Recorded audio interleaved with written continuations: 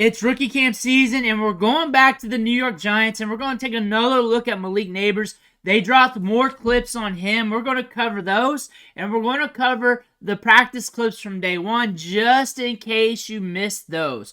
But before we dig in, you need to click that subscribe button right now because we're covering these rookie camp clips all rookie camp season long. Then it's OTA minicamp season. Then it's training camp season. You need to see what your rookies and favorite players are doing behind the scenes. Click that button. Stop missing out. I will be here for you. But we're going to be looking at Malik Nabers, one of my favorite wide receivers in this year's draft. We've talked about him ad nauseum this draft season. 1 minute of clips, 107 to be exact. We're going to let it roll. Then on the second reel, we'll talk some ball on him.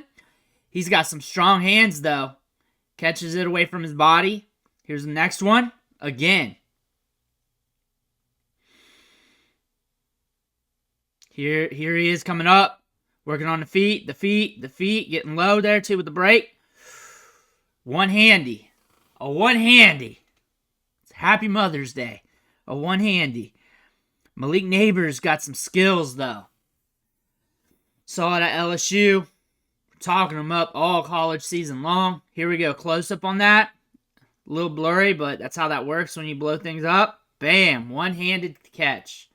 Now we're going to the day before here. Had another nice grab here, too, in the workouts. T-shirts and shorts. Overhead looking nice. That was the one good grab I was talking about. There it is again. Different angle. All right, Malik Nabers, one of my favorite wide receivers in this class. Obviously, it was the second wide receiver selected, and we had him pegged as the top or the second to the top wide receiver in the class. It was between him and Marvin Harrison Jr. And like I've been saying, however I woke up that morning is who I would rank first because I liked them both. I have them both garnered as generational talents. And I really came full circle with the definition of generational talent this offseason when looking at these wide receivers. When I think about that generational talent tag that people throw on a player, I really just created the definition for that as a player that has a better odds of just becoming like a Hall of Fame type of player. Maybe not even that, just a top tier world-class player who's at the top of the production metrics year in and year out. And that's definitely in the cards for him. Very productive at LSU. The tape speaks for itself. He's got a very fast, explosive, quick twitch release. He's very twitchy off the break. Downfield, he's got ball skills. He can really push those safeties, get on their heels. His hands are strong, you see that. And then going from the high school game to the college game, we had a quick transition. And then at the high school game, he was very productive, especially during his junior year. Did not have a senior year, but his junior year, massively productive. Missed out on his senior year and was still ranked pretty high on recruiting sites. The recruiting sites were too low on him, especially when you go back and look at the tape. They should have had him ranked higher. Him and Marvin Harrison Jr., when you go back and look at that, with how nuanced they were as route runners during those young ages. But you're looking at a guy that can run all the routes. Not just that, though. Settle them, create the separation off the break with limited drift, can really trip up DBs, has a fast release, can get on the heels of the safeties real quick. The ball skills are there. He did it at a younger age compared to Marvin Harrison Jr. and in the SEC. He did have some better quarterback play these last 2 years. C.J. Stroud that 1 year, but we went on the down year in 2023, though. Big down. However, between these two wide receivers, I got them booked as top-tier generational talents. I like them both. I would want them both on my NFL team. When we're looking at fantasy football here, Malik Nabers is going to hold some value in redraft. He's going to be pretty expensive because he's much better compared to the other wide receivers you were drafting in last year's draft that was drafted in the first round. Much better than JSN.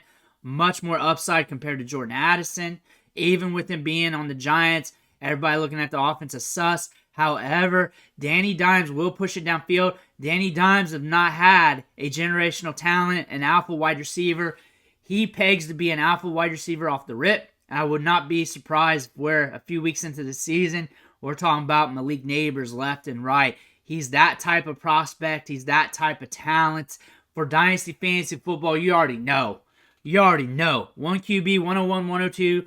Pick your poison there if you got the 101 between him and Marvin Harrison Jr. 2 QB, super flex.